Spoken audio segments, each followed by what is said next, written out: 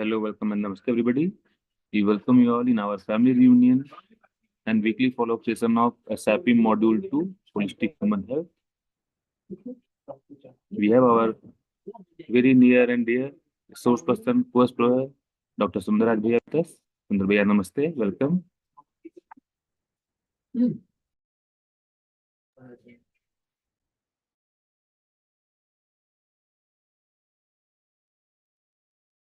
Am I audible?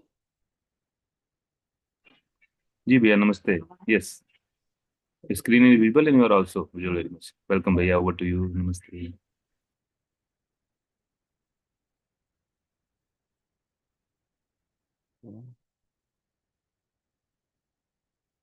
Yeah. So, if anyone is having any questions, I would like to take the question. Otherwise, I will start with today's session. Mm.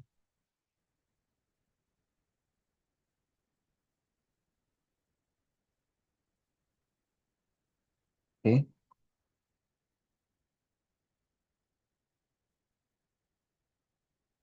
Can take one or two questions till everyone joins.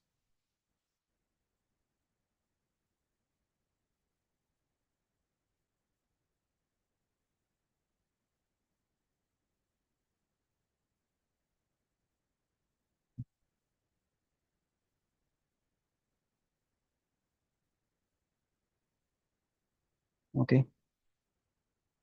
Um, like if you look at this chart, so this is the essence of this entire holistic human health, the one which we were discussing from past so many sessions. So this yellow part is the understanding part, where we start with the understanding of human being. Human being is a coexistence of self and body. When we start identifying that body is different from self, both are separate entities, and body is a wonderful tool which is being used by the self. And once you identify yourself with yourself and you understand that your body is just a tool to achieve your life's purpose, then you will start looking at your body as a separate entity which needs proper nourishment, proper protection, proper utilization, and not body as yourself. When you start identifying yourself as a separate entity from the body, then you will not try to derive happiness from the needs of the body, because you know that your needs are different and they actually will give you happiness, and the needs of the body are there just to protect your body, just to nourish your body, just to utilize the body right in the right way, but not to make you happy through your body's needs. This understanding will give a lot of clarity and open new perspectives, where you will start looking at the needs of the body as purely the needs of the body and not as a source of happiness. But when you are confused and you identify yourself as your own body, you start trying to derive happiness from the needs of your body. Most common example is food. We all know that food is the need of a body for nurturing the body.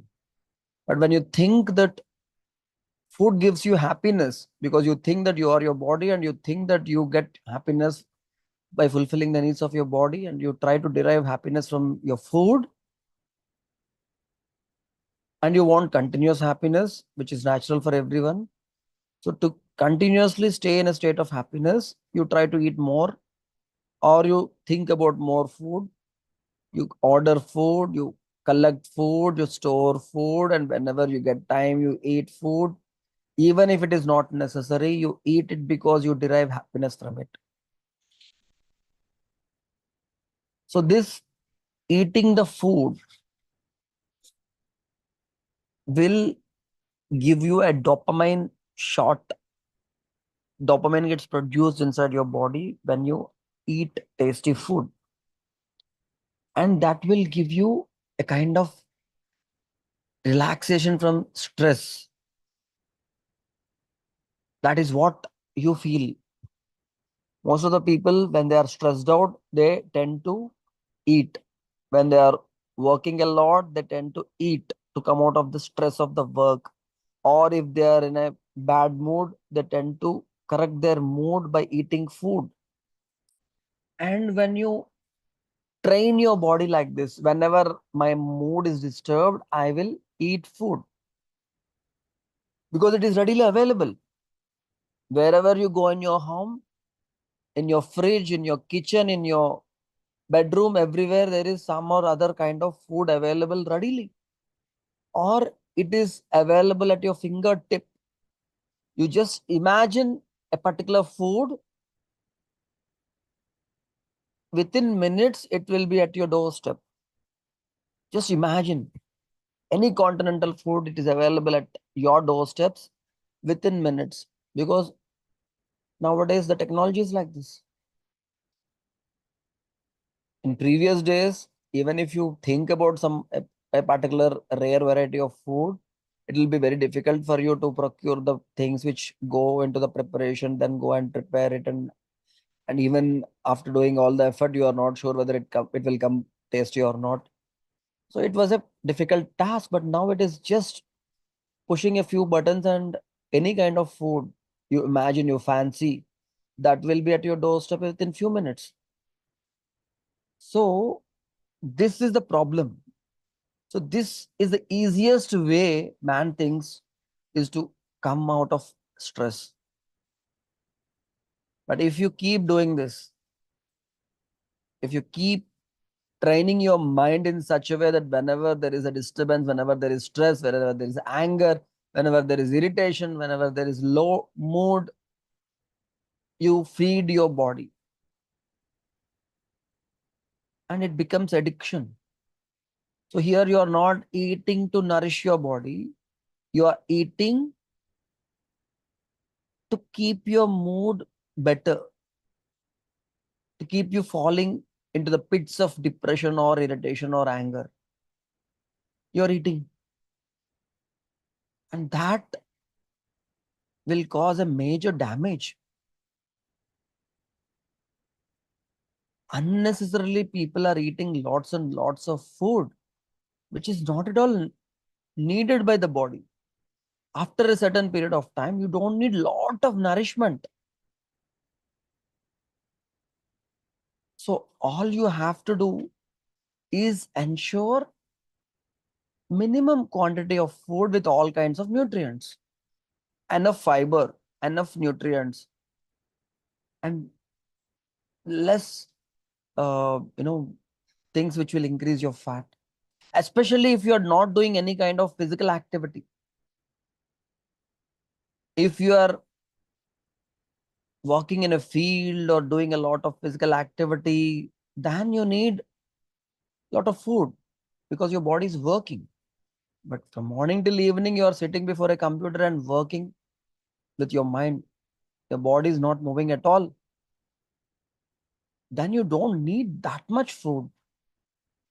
Of course, even if you are sitting idle a whole day, you need some kind of exercise. That is very important.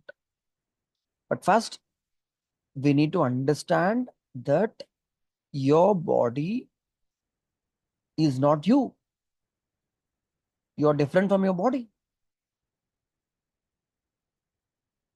And you are the decision maker. Body is not the decision maker. Many people say, my body will not accept this. No, it will accept anything. I'll give you an example. Um, from the past 54 days, I am drinking only milk as a part of a special therapy mentioned in Ayurveda, in Yoga Ratnakara text. There is this Kshirapana Chikitsa where you take only Kshira as ahara, only milk as food. breakfast milk, lunch milk, dinner milk, and snacks milk. Whatever you want to eat, you will not, you will eat, you will drink only milk as your food. That is a special therapy I am undergoing. It's almost 50 days. Actually, it is only for 48 days. But because I liked it and I'm getting very wonderful results, I'm just continuing drinking milk. And luckily, I am getting good milk in my own hospital. I have 17 cows. So I'm just experimenting on it. Previously, I did once in 2017. Now I'm again doing it. And I'm getting wonderful results. So my body initially felt uncomfortable and it kept on sending signals that it might need some rice or curry or some other things. And myself also was like feeling like eating something in the initial days, first 7 days, 10 days, and felt that I'm not eating anything. Maybe I'll become weak. Some feelings like that. But when I started telling my body that this is what you are going to get, take this and take this and try to adjust. This is what I'm going to feed you for the next 48 days. This is what you are going to get. Accept it and have it and process it and nourish yourself. This is what I told my body. And it accepted. It never rejected my special diet. It accepted it. Initially, it was resisting it, sending many signals to myself, but then ultimately it accepted. Now, after 50 days, I am very healthy, doing a lot of work throughout the day, both physical and mental, and I don't have any problem at all. I'm not weak. In fact, I'm much, much healthier and active. And as I've told you, there are so many changes in my body. My nails, they became very, very strong. Previously, easily I could have, you know, cut my one nail with another nail, one nail of one hand with another nail in another hand. I used to easily break it. Now it is so strong. My nails are so strong that I can't even break them. On the sides, I have a lot of white hair which turned black. And due to genetic reasons, I am bald, but new hair roots are appearing on my scalp. And my skin became very smooth and young. I many people who are coming to my hospital to participate in the workshop, when I tell them that I have to go to my home and teach my daughter who is writing 10th class exams, they're asking, huh, you have a 10th class girl? You don't seem like that, look like that. So all these changes have happened because this particular therapy is specially mentioned for regeneration. We have treated many patients with kidney failure, avascular necrosis, severe degenerative diseases with this milk therapy, and it is so effective. So Chandrasekhar Bogaleji is asking in the chat window, somewhere I heard that after some age, milk is not good. Is it true, Bhaiya? So, so every day, new concepts, they come into the social media, and many people make videos.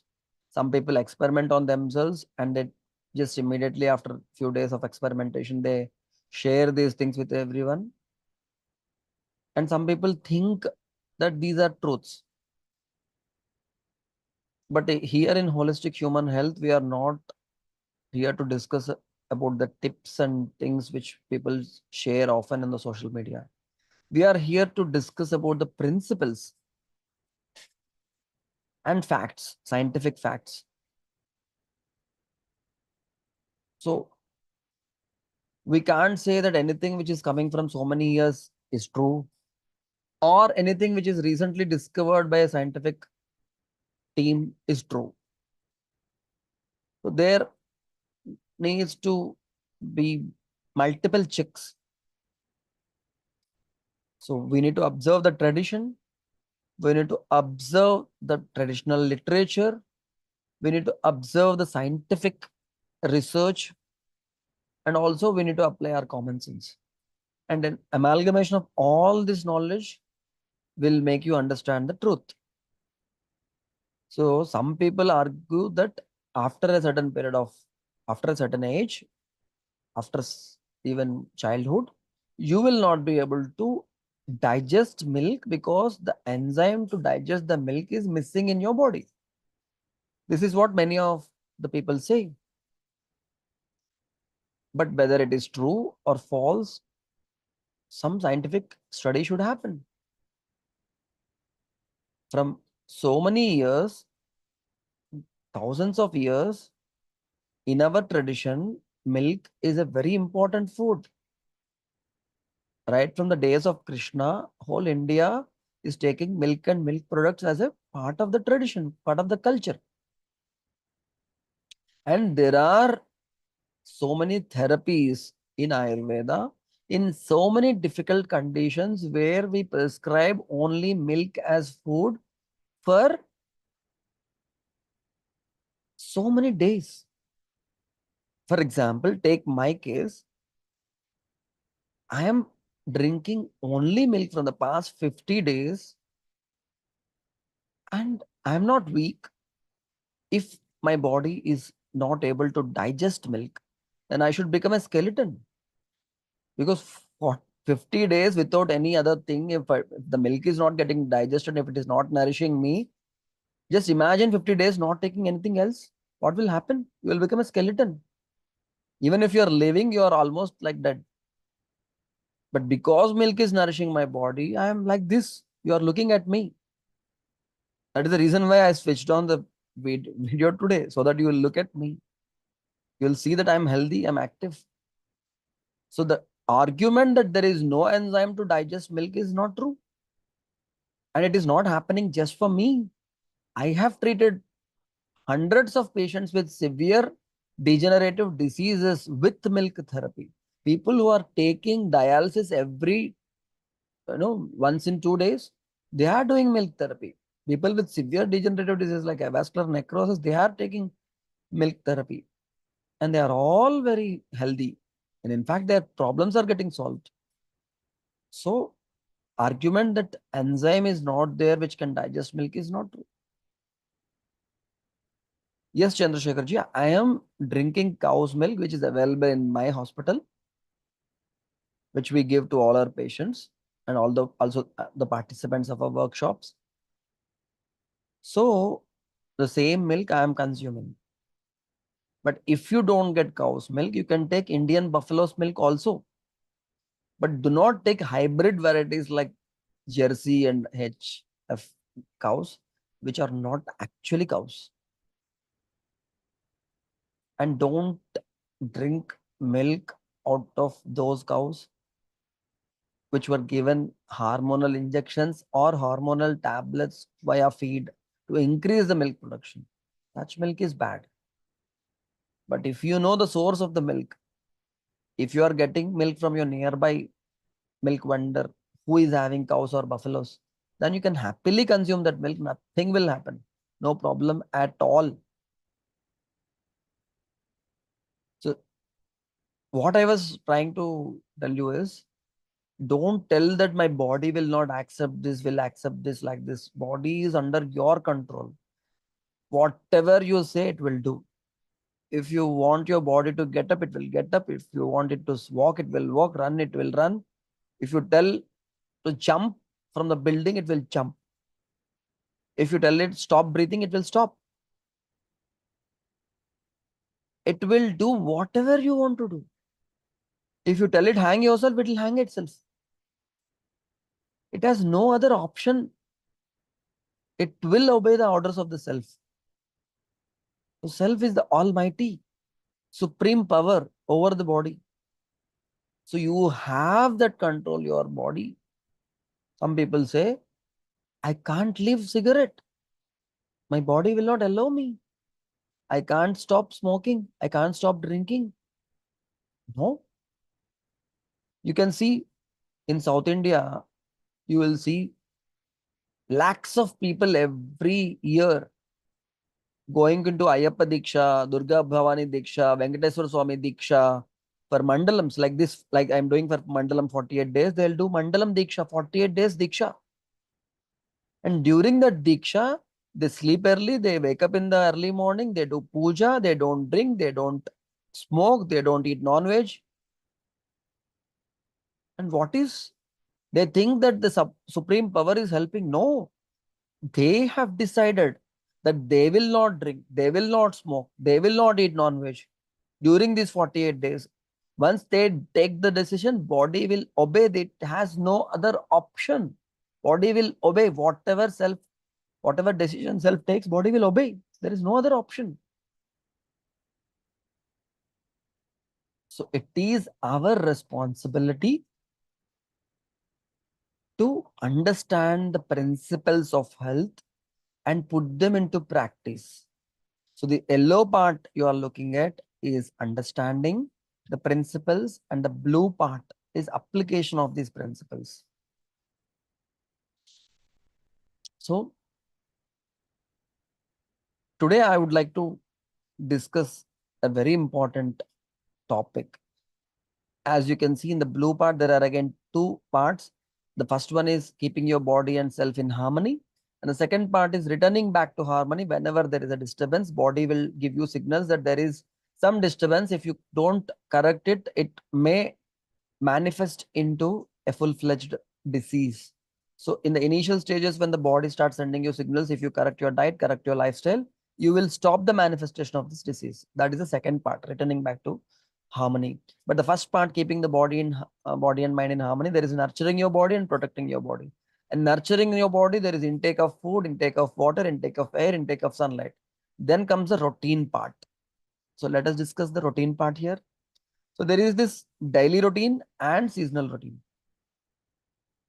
Daily routine is about all the activities we perform throughout the day, right from waking up till sleep. And seasonal routine is the specific set of specific activities we perform or specific modifications we make in our lifestyle during a specific season. So it is called Dinacharya and Rutucharya. So out of this, today I would like to discuss about physical activity. So lack of physical activity is a worldwide problem that is thought to have added greatly to the lifestyle diseases. Approximately 3.2 million people die every year due to physical inactivity. People who are insufficiently physically active, they have a 20 to 30% increased risk, more risk of mortality, of death, compared to those people who are just doing exercise for 30 minutes, moderate exercise, not even heavy exercise. Just for 30 minutes, if you exercise a day, then your risk of dying will increase by 30%. 30 minutes of exercise will reduce the risk by 30%. See how great it is. All you have to do is do consistent activity. So according to World Health Organization, physical inactivity is the fourth leading risk factor for global mortality. This cancer, heart problems, diabetes, they all kill people. Similarly, physical inactivity also kills people. So people who are inactive, they are dying, and this death is the fourth largest cause. This physical inactivity is the fourth largest cause for death around the world. So regular physical activity helps us maintain a healthy body. Physical activity should not be mistaken for sport. Physical activity is physical activity. Along with sports, you should also plan a physical activity every day to keep yourself fit. These are all the regulations given by World Health Organization. Both moderate and vigorous intensity physical activity will bring health benefits. People aged 5 to 17 should accumulate at least 60 minutes of moderate to vigorous physical activity daily. Daily. People aged above 18 should do at least 150 minutes of moderately intense physical activity throughout the week. For example, if you decide to do 30 minutes of moderately intense physical activity a day, at least 5 days a week, you should do that activity. At least accumulate 150 minutes of moderately intense physical activity. Okay. Main recommendations for adults and other adults above 65 is also same. Older adults with poor mobility can do physical activity to enhance balance and prevent fall. At least 3 or more days per week, older people should do exercise. At least they can sit in a chair and perform Sukshma Vyayamas. They are very simple, but they will provide mobility to each and every joint of the body. They will not allow the joints become rigid in old people. So Sukshma Vyayamas can be done by old people at least 3 to 5 days a week. These recommendations are relevant to all healthy adults. Doing some kind of physical activity is definitely better than doing no physical activity. And we need to build supportive environments and communities which will help us to stay more physically active. So this is the recommendation by World Health Organization. Then what is this physical activity? What are the kinds of physical activity? The first type is called labor. So there is labor and there is exercise. What is the difference between labor and exercise? So, like we all know, yes, Prabhat Kumarji, yes, you have a question or you want to answer the question given by me? You can switch on your mic and I'll see if you have your mic or not. Otherwise, I'll provide. Yeah, I'll give you the mic. Now you have the mic. You can switch on the mic Yeah, and yeah. Namaste, sir. Uh, namaste. I just want to say the difference between what I know the labor and exercise. Yes, yes, please go In ahead. in the in the exercise, we move all our body part, Mm-hmm. according to me, and in labor, we do concentrate on the work with the nature. Mm-hmm. So only some parts may be movable. Mm-hmm. So there is a what I know basic difference between the exercise and the labor. Yeah, this is one point, but let me elaborate. In labor, you are doing some activity and there is some kind of productivity is happening. For example, if you ride a bicycle and go to the market, bring something, you are doing something, you are producing something, you are doing gardening, you are cleaning the house, you are bringing the newspaper or vegetables, you are cooking, you are carrying water or doing something where there is some kind of productivity. But the same bicycle, you are riding in a gym, inside a gym, then you are not achieving anything. You are just giving some kind of exercise to the body, but you are not, there is no productivity at all. You are not even going 1 inch. You are not even moving one inch while riding the bicycle. So, exercise, there is no productivity. But in labor, there is some kind of activity happening, some use, some utility. So, it is better for all of us to plan some kind of labor in our day. Either you can help in cleaning the house or cooking or gardening or, you know, um, walking and bringing something or cycling and bringing something or something like that. Some kind of productivity will happen through labor. But if you want to, uh, while doing labor, you need to be careful that you don't over exercise certain parts of the body. Of course, there are some kind of labor activities where most of the body muscles will get activated. And there are some kind of exercises where only certain parts of the body will get strengthened, not others. So, consciously, we need to exercise each and every joint and each and every muscle of our body.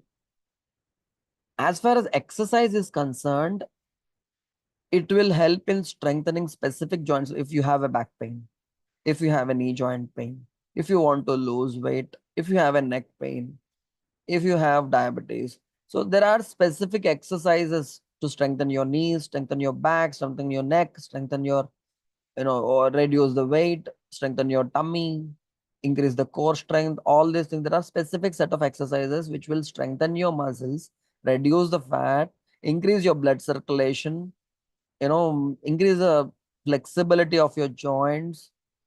All these things will happen when you perform exercise. But only precaution you need to take is when you are performing exercises, don't overdo it. Do it only with half of your strength. If with all your might you are able to do 100 pull-ups, if that is your limit and after that you can't do one more, then do it only 50 every day. And particularly during hot seasons like summer, reduce that even further. Okay, so according to your strength, keeping that in your mind, you reduce it and take as much as you can with the half of your strength. Another important thing is, make sure that you are not putting excess pressure on certain joints which are vulnerable or weak in your body. So that is also very important. So make sure that no joint is getting overactive and hurting itself. After a certain period of time, if you are running a lot, this running might hurt your knees. So be vigilant, and if there is some disturbance or some problem in your knees, better change the kind of exercise. Another important thing I would like to point out as far as exercise is concerned, it is very important for us to breathe well while we are doing exercise. Nowadays, there are aerobic exercises where emphasis is more on breathing while performing exercises. Many people, while they're doing push-ups or pull-ups or weightlifting or something like that, they hold their breath and they do exercise, which is bad for health. While you are doing exercise, if you hold your breath, the chemical reactions which take place in your muscles to convert the fat into sugars and energy, those chemical reactions will not happen properly. Normally, when you are breathing well, aerobic reactions take place. But when you are not breathing and doing a lot of exercise, anaerobic reactions take place in your muscles and a lot of lactic acid will get produced, which will in turn damage your system. Muscles will become brittle if more and more lactic acid gets produced. They will not be flexible anymore if you constantly damage your muscles with anaerobic exercise. Unfortunately, today's gymnasiums, they are sealed. In olden days, gymnasiums were having open windows, but now they are sealed AC places, closed places where you do exercise, you perform exercise, and many people come together and exercise, and fresh air is not coming inside, which is bad. Your exercise place should have enough ventilation, or you go outside and exercise. You need more and more air, more and more oxygen while you are exercising. Do not exercise in a closed room. At least open the windows and doors and let the air in while you are exercising indoors. It's very important. And you should let your body remove the toxins from the cells while you are exercising through this sweat. In most of the gyms, a lot of AC is there. They don't allow us to sweat. It is chilling. And in the chilling gym, they do exercise, which is bad. Or suddenly, after staying in the AC, chilling AC for half an hour or 45 minutes or 1 hour, They suddenly go into the steam chamber and go take hot steam. Sudden change of temperature is also bad. For your body to sweat, you need not sit in a steam chamber. You can just do exercise without AC. Then body will sweat a lot. And why is this sweat important? Sweat is important because that is the easiest way to eliminate toxins from each and every cell. From the cellular level, you will be able to eliminate toxins if you sweat a lot. Previously, sweating is an indication of hard work and self-esteem of every one of us. But nowadays, sweat is a taboo. People who are sweating are not considered cool. But the problem is sweat is necessary. See, the amount of toxins which go out of your body regularly by going to the bathroom, urine and motion is much lesser than the amount of toxins body can excrete through the sweat. So sweating is very important for you to get rid of these toxins which get stuck in your cells. But nowadays, people are not allowing the body to sweat because sweat is having strong odor, sometimes bad odor. So they are worried about the bad odor. So they are putting fragrant sprays on their body. Previously, we used to put the scent occasionally when we go out to on our clothes. But nowadays, every day they are applying these deodorants and all directly on the skin, not on the clothes, directly on the skin. Because these deodorants are sealing the sweat pores and not allowing the sweat to come out of the body. Because they're worried that if they allow the sweat to come out, it will have a strong odor and everyone will feel the smell, which is bad. You should allow your body to sweat. If not in the work time, maybe in the morning. You should not seal the body's sweat pores. And if you don't allow the sweat to come out, don't allow the toxins to come out, it will lead to so many other diseases. It's very important for us to sweat. Allow the body to sweat. And if the body is telling you in the form of bad odor, it is trying to tell you that there are so many toxins inside the body. Enough is enough. Don't put more toxins in the body in the form of food or pollution or bad lifestyle. Don't put any more toxins. I am not able to manage. That is the reason why I'm producing a strong odor. You please try to understand, try to stop this thing which is accumulating more and more toxins inside the body. If body is trying to convey, listen to it. Take some action. Try to reduce the junk. Do more exercise. Do some detoxification. Do some pranayam. And get rid of these toxins. When body is telling you, get rid of these toxins. And when the toxins are gone, automatically you will not get bad odor out of the smell, out of the sweat. So that is the right way to correct the problem, not to apply deodorants. That will in turn cause so many problems. So exercising with only half our strength in a place where there is proper ventilation and in a place which will allow you to sweat profoundly, and also taking care of certain joints which are weak and doing specific exercises to strengthen those weak parts and weak joints. For example, if you have hernia, where your abdominal muscles and fascia are loose and the intestines are escaping from the covering of the abdominal muscles into the testicle sac or into the umbilicus, there are different kinds of hernias. Then you need to do abdominal strengthening exercises which will reverse the hernia.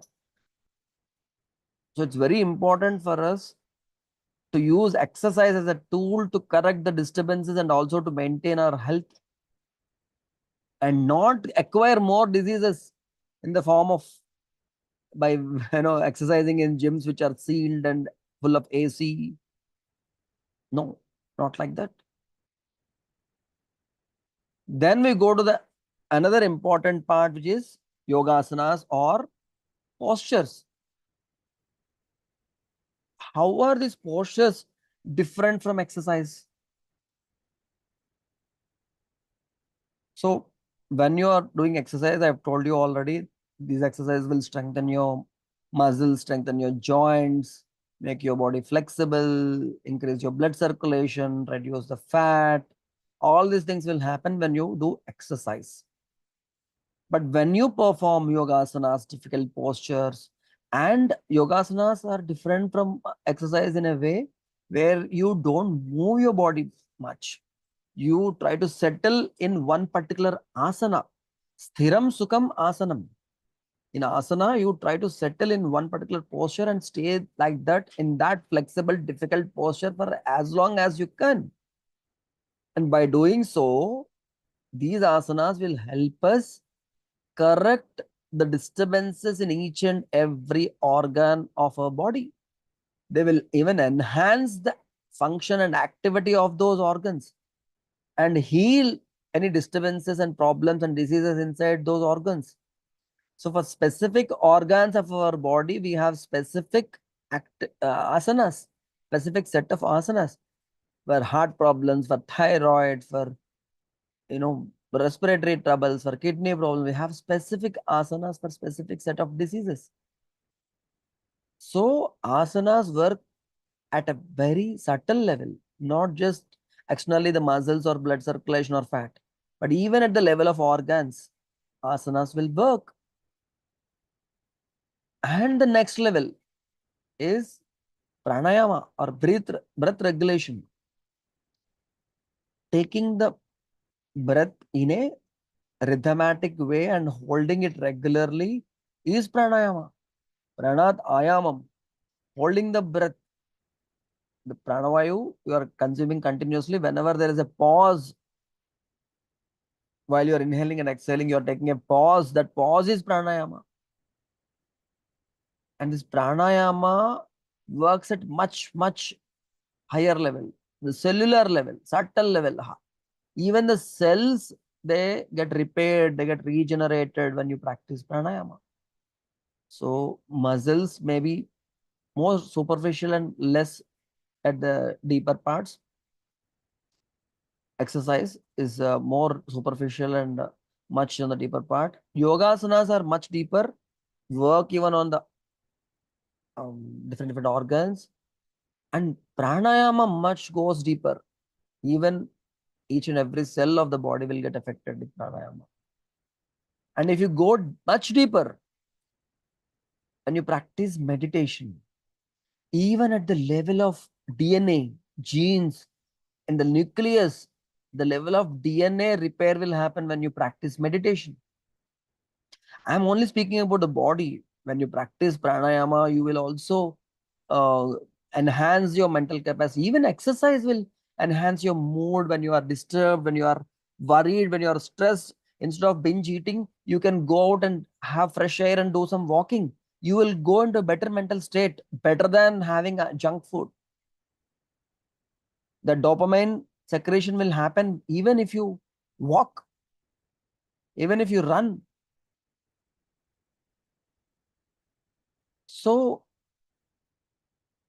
all the physical activity will have profound effect on your mind. But when it goes to the meditation level, it is much, much, much deeper. It will take you to the next level and it will help you tap the hidden potential with which you can achieve greater heights, work miracles, work wonders.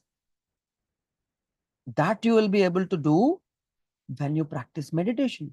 Of course, you will be able to heal at the DNA level. When the DNA alterations happen, a normal cell can get converted into a cancer cell. At that level, repair can happen when you practice meditation.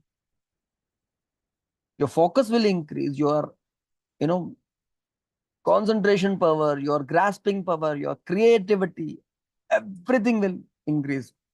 The pace at which you complete the tasks will increase, and you will be at pace even if you are doing a lot of work. This will happen if you regularly practice meditation. So it is very important for us to include these things, some kind of labor, some kind of exercise, some simple asanas. Choose only 2 asanas in each posture. Sitting posture 2 asanas, standing posture 2 asanas, lying on your back 2 asanas, lying on your tummy 2 asanas. Only 8 asanas. Each asana take half minute. So 4 minutes or 5 minutes of asanas, 5 minutes of pranayama, 5 minutes of meditation, and 15 minutes of labor and exercise. Totally 30 minutes. World Health Organization recommendation, 30 minutes minimum. 30 minutes of exercise, including all these things. If you can have more time, great. 45 minutes, wonderful. 1 hour, that's great, ultimate. Consistently, if you can do at least 5 days a week, consistently for 1 year, you'll see wonderful changes. So it's very important for us to include these things. The problem is there is a part in your brain which needs instant gratification. I told you, when you are depressed, when you are dull, if you go out and walk, then you will feel better, your mood will become better. But how many of us are doing it whenever we are irritated, whenever you are dull? How many of us are going walk for a walk or doing pranayam? No. Either we watch a movie on the phone, or get addicted to the shorts, or watch TV, or eat some junk food. And that gives instant gratification and takes away the stress, at least temporarily. We forget about the stressful situation and we enjoy the food or the kind of movie or whatever entertainment you choose to substitute the bad feelings. But after some time, they'll come back again. And this vicious circle continues because your mind is becoming more weak if you are substituting these things instead of doing pranayama or instead of doing some physical activity, you're doing these things. So your brain, there is one part in your brain called limbic system, which will crave for some kind of instant gratification. And of course, there is prefrontal cortex in your brain, which will actually tell you that this is not the right way to come out of this bad feeling. There is something better you can do. Go for a walk, eat healthy, eat a fruit instead of eating the chips, or do some pranayama. This prefrontal cortex will tell you, it tells you with logic, but limbic system will not listen to it. There is always a constant fight between the limbic system and prefrontal cortex. They both fight together, fight with each other, and whichever wins will form a pattern in your brain. And if that part wins regularly, this pattern will turn into a habit. Whenever you are not feeling good, you try to eat something bad. That means limbic system is winning over the prefrontal cortex.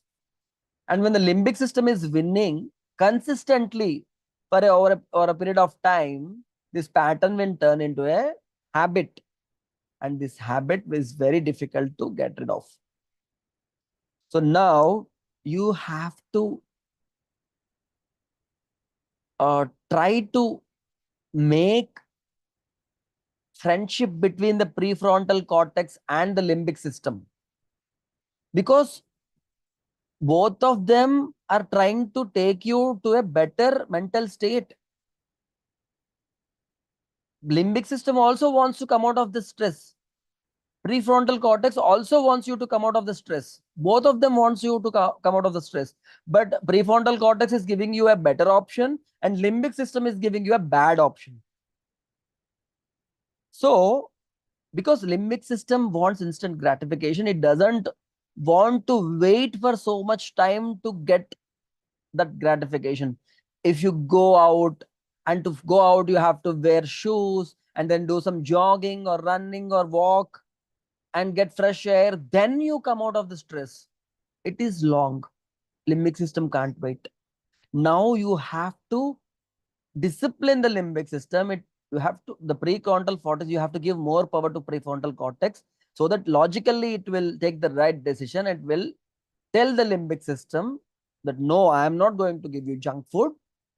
I am going to take walk. And limbic system will resist, resist, and resist until it start enjoying the change of mood coming due to the fresh air and the exercise and the walk. And then slowly it understands that, oh, even walking in fresh air is also taking me out of the depression. And it is longing lesser than what I get when I eat chips. Oh, this is better. Great. Maybe next time I will try. But next time again it will say, no, no, eat chips.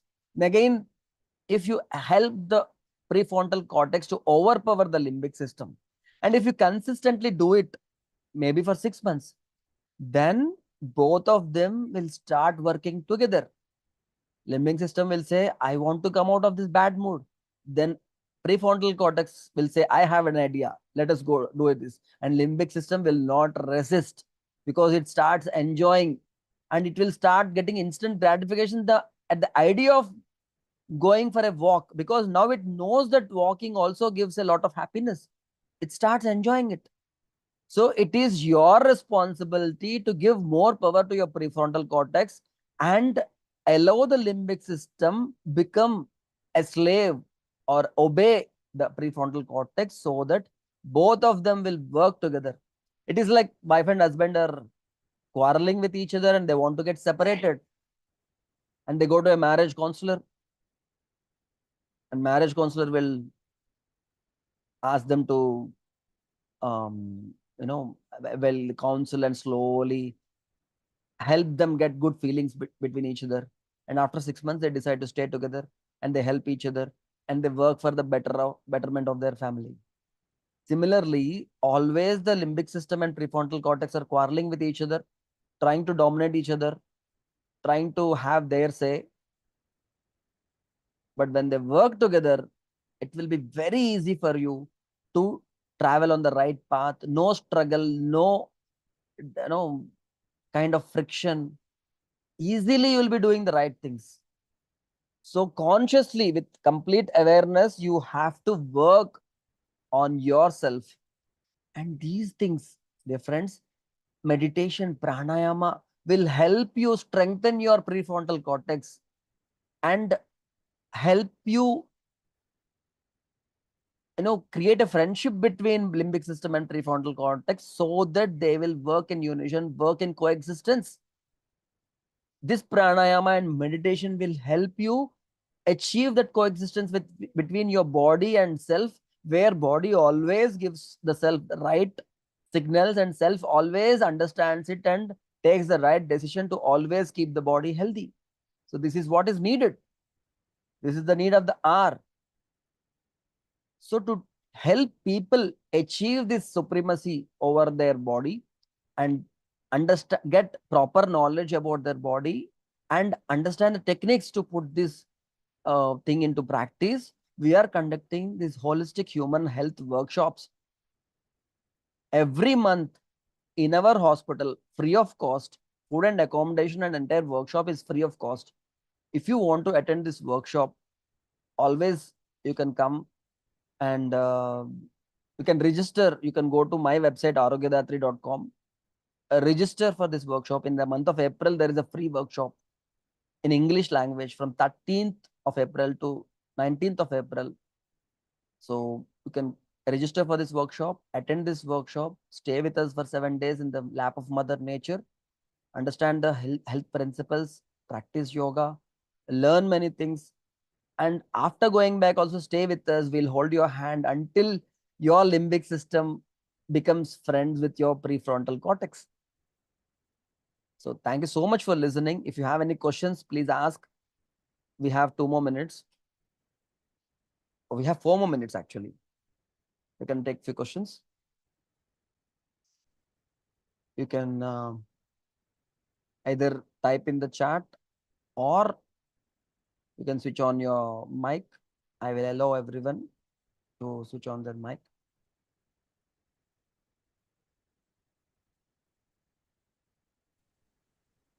I'm giving you mics. Hello. Hello? हाँ Yes, sir. जी sir good morning और good evening Good evening. Hello Yes, sir, I can hear you. Anil Mittal ji. Sir, Yeah. जी. Sir, may I get your phone number to consult some kind of disease which I am facing? Yes, sure. I'll give you my phone number and also my email ID.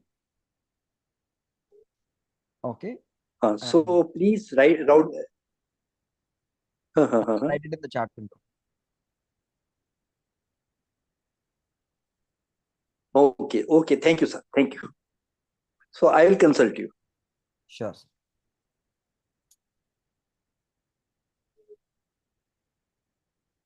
That's my phone number.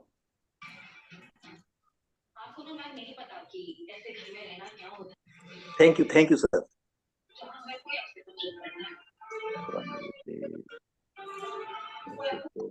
That's my email ID.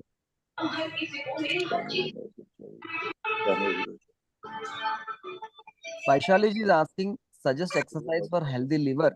Any exercise, any kind of exercise will activate your liver, because liver is your frontline soldier. It is there to protect all the vital organs of a body. Whenever some toxin enters your body, the first hit is taken by your liver. It will not allow the kidneys or brain or heart or lungs to take the hit. It is your frontline soldier. And it is also the most important part in your digestive system. It will help in digesting all the food, good or bad food. It is continuously working hard to keep you safe from toxins. So, any simple exercise like walking, doing Surya Namaskar, and of course, there are some specific asanas like Paschimottanasana. It's very good, very good for stimulating your liver. And also, Pavana Muktasana is good for stimulating your liver. And also, if you can do Mayurasana, it will stimulate the liver like anything. Digestive fire will grow like anything if you can practice Mayurasana. It is a bit difficult, but with practice, you will be able to do it. There are specific set of asanas, and regular Kapalabhati also will stimulate your liver. Vaishali, I hope I have answered. If there are any more questions, we can take questions. Otherwise, it's already 8:30. We can request Parikshit Bhaiya. Pranam, Pranam Guruji. Pranam. I am Rishi from Prayag. Yes, Rishi Raji. Is there any specification for the sciatica? For sciatica, there are a specific set of asanas. All the asanas where you bend backwards, like Bhujangasana, Dhanurasana, Shalabhasana, Marjalasana, Ushtrasana, all the asanas where you bend your spine backwards. All these asanas are very good for sciatica, particularly Shalabhasana. Thanks. Welcome, sir. Thank you, Sundar Bhaiya, for this enriching session. Sundar Yes, Bhaiya, namaste. Vinod Bhaiya, namaste. Am I reaching my voice? Okay. Yes, sir. Vinod Gupta ji, yes. Yes, just one very small question. Yes. I'm a little plus 75. Okay. And while urinating, I have got a little problem. Problem in the sense that suddenly I feel urge for urination, and thereafter it so happens that I must immediately make it out. Yes. Because what asana has to be adopted in dealing for at least moving 10-15 meters? Yes. It becomes difficult. Yes. So after a period of time, the bladder muscles will become weak, and sometimes the prostate also presses the bladder. And because of this, there will be some incontinence of urine. Sometimes even a few drops will fall before we go to the bathroom. So in that condition, you have to practice this, what we call bandhas. There are these three bandhas. Three bandhas. Yeah. Three bandhas. This Udyana Bandha, Jalandhar Bandha, हाँ, and the other one which closes the anus, and yeah. mm, there is another one. I don't remember the name of the bandha. So all particularly that bandha is more effective, where you, as if you are holding your motion like that, you Yeah, hold the bandha. that I am doing it. Moolband. Moola bandha, yes, moola Yes, bandha. yes. That I am doing. Yes, regular practice of moola bandha. And another important thing is Hmm. regular oil application to the whole body and oil massage around your umbilicus, round, round, round Yeah, around your yeah, umbilicus. If you can do it, that will yeah. strengthen the urinary bladder, and it will regain. You will regain the control over your bladder. That urgency That will is come down. okay, okay. You have given hope. In our April session that you have been telling just now, uh, are we taking care of that portion? Are we deliberating on that also? Which one? On what? As you were mentioning, now, in April there is a 7 days Yes, exercise yes, in English. yes. So uh, No, we will get some knowledge about how to perform it and discussing on those topics also. I would be interested. you want to come and attend, or you want to Yeah, yeah, attend yeah. online? I may come. I live in Agra, so I am far off from the place where you are doing it, but I would be interested. Yeah, you can come. No, you can just register and come. I will Yeah. ask Parikshit Bhaiya to send the invite registration link for all the people, and you can register. Maybe in the Yeah, next Parikshit email. Bhaiya, we have been together at number of occasions in our Oh, UHV. okay. So I may even contact him, and he is doing hand holding work for all of us. Wonderful. I will send the registration link to Parikshit Bhaiya, and I'll ask Parikshit Bhaiya to send this link to all the participants of this refresher workshop, so that Yeah, yeah. you can come and attend. And those people who cannot come and attend, for them, this entire workshop from morning 5 till 9 in the night, non-stop, it will be live on my YouTube channel. Okay, okay. That is also there. That also let us know that, and we can start doing it uh, from the Yes. remote place also, because Yeah. uh, during Corona, online learning and educating, and Yes. naturally exploration is helping, very helpful to all of Yes. us. Yes. So thank you very much, Dr. Sahab. Namaste. Namaste, sir. Namaste sabhi ko. And we have delayed, and for that I beg to be excused. Sweetie ji, my YouTube Thank you. channel name is Dr. Sundaraj English, which is a new channel. Most of my videos are there in my Telugu channel. It is Dr. Sundaraj Telugu. There also there are so many English videos, but now newly I've started Dr. Sundaraj English. There are some videos which are very useful. You can go and look at the channel. Okay, Thank you. okay. Thank you. Grateful. Okay, thank you. Thank you, Sundar Bhaiya. Namaste, Thank you namaste. all the co-explorer.